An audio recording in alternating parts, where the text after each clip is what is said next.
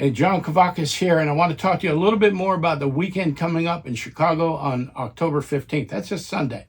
So Brooklyn has always been a big part of our weekend, and this year is going to be no different. Simon and the guys at the factory have been working feverishly to help us have some really neat stuff to show you.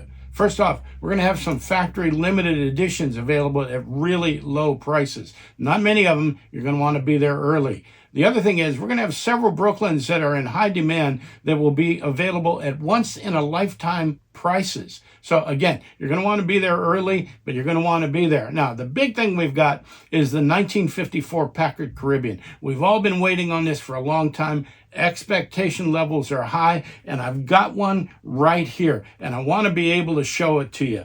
You know what?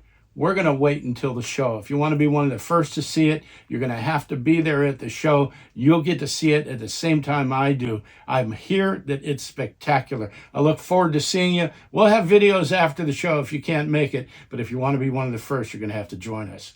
Look forward to seeing you. Thank you.